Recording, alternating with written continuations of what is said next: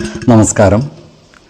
വേദാംഗ ജ്യോതിഷത്തിലെ അമൂല്യമായ അറിവുകളും ആധ്യാത്മിക ജ്ഞാന ഉപദേശങ്ങളും പകർന്നു തരുന്ന പ്രശാന്തം ആസ്ട്രോ ചാനലിലേക്ക് ഏവർക്കും സ്വാഗതം. ഈ ചാനൽ ഇതുവരെയും സബ്സ്ക്രൈബ് ചെയ്യാത്തവർ ഇപ്പോൾ തന്നെ സബ്സ്ക്രൈബ് ചെയ്യുക. നോട്ടിഫിക്കേഷൻ ലഭിക്കുന്നതിനായി ബെൽ ബട്ടൺ അമർത്തുമല്ലോ. ഒപ്പം ചാനൽ ലൈക്ക് ചെയ്യുക, ഷെയർ ചെയ്യുക, കമൻറ്റ് ചെയ്യുക. കൊല്ലവർഷം 1200 ആണ്ടിലെ ചിങ്ങ സംക്രമം പൂരാടം നക്ഷത്രത്തിലാണ്.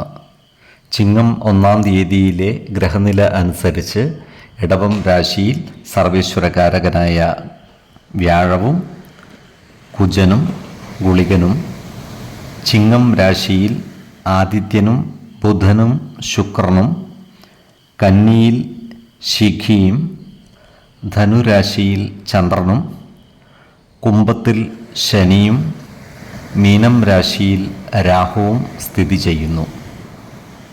രോഹിണി നക്ഷത്രത്തിൽ ജനിച്ചവർക്ക് ചിങ്ങമാസം ഗുണദോഷ സമ്മിശ്രമായിരിക്കും. ഈ നക്ഷത്രക്കാർക്ക് കുടുംബജനങ്ങളുടെ പരിപൂർണ സഹകരണം ലഭിക്കുന്നതാണ്. എന്നാൽ കുടുംബകാര്യങ്ങളിലുള്ള അനാവശ്യ ഇടപെടലുകളും ഭാഷണങ്ങളും ഒഴിവാക്കി മുന്നോട്ട് നീങ്ങുവാൻ പരമാവധി പരിശ്രമിക്കേണ്ടതുമാണ്. ഇവർക്ക് കർമ്മ മേഖലകളിൽ ഉദ്ദേശിച്ച പുരോഗതി ഉണ്ടാകുവാനുള്ള സാധ്യതകൾ കുറവാണ്. ജോലിഭാരം കൂടുവാനുള്ള സാധ്യതകളും കാണുന്നുണ്ട്. ഏറ്റെടുക്കുന്ന ജോലികളിൽ ശ്രദ്ധ കിട്ടാതെ വരികയും മനസ്സുഖം കുറയുകയും ചെയ്യുന്നതാണ്. കിട്ടാനുള്ള പണം കിട്ടാതെ വരുവാനും സാമ്പത്തിക ബുദ്ധിമുട്ടുകൾ നേരിടുവാനുമുള്ള സാധ്യതകളും കൂടുതലാണ്. അതിനാൽ സാമ്പത്തിക കാര്യങ്ങൾ കൈകാര്യം ചെയ്യുമ്പോൾ അതീവ ജാഗ്രത പാലിക്കേണ്ടതുമാണ്. അനാവശ്യ ചിലവുകൾ നിയന്ത്രിച്ചു നിർത്തുവാൻ പരമാവധി പരിശ്രമിക്കേണ്ടതുമാണ്. ചില കടബാധ്യതകൾക്ക് മധ്യസ്ഥ ശ്രമം വഴി തീർപ്പുകൾ കൽപ്പിക്കുവാൻ ഇവർക്ക് സാധിക്കുന്നതുമാണ്. ചില വസ്തുവകകൾ വിൽക്കുന്നതിനായി ഇവർ പരിശ്രമിക്കുന്നതാണ്. എന്നാൽ അപ്രതീക്ഷിതങ്ങളായ തടസ്സങ്ങൾ കാരണം വിൽപ്പനകൾ നടക്കാതെ വരുവാനുള്ള സാധ്യതകളുമുണ്ട്. കാർഷിക രംഗത്ത് പ്രവർത്തിക്കുന്നവർക്ക് കാര്യങ്ങൾ അനുകൂലമാണ്. എന്നാൽ കാർഷിക വിദഗ്ധരുടെ ഉപദേശപ്രകാരം കൃഷി ഇറക്കുന്നതാണ് ഗുണകരമാവുക.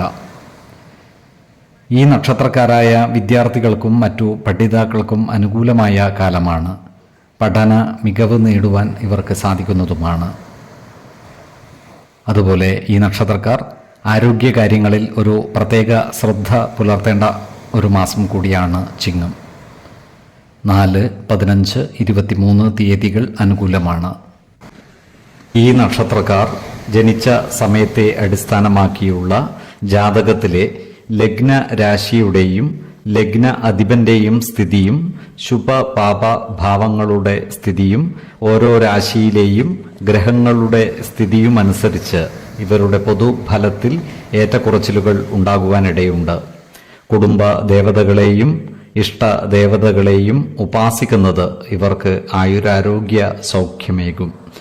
ഇഷ്ടദേവതാ മന്ത്രം 108 തവണ ദിനംതോറും ലിഖിത ജപം ചെയ്തു വരുന്നത് ഇവർക്ക് സർവ ഐശ്വര്യങ്ങളുമേകും. നല്ല വ്യക്തി സാധനകളോടെയും ഉപാസനകളോടെയും മുന്നേറിയാൽ സർവേശ്വരാനുഗ്രഹത്താൽ ഇവരുടെ സർവകാര്യങ്ങളും മംഗളകരമാകും. നന്ദി, നമസ്കാരം. ജ്യോതിഷരത്നം പ്രശാന്ത് കണ്ണോം.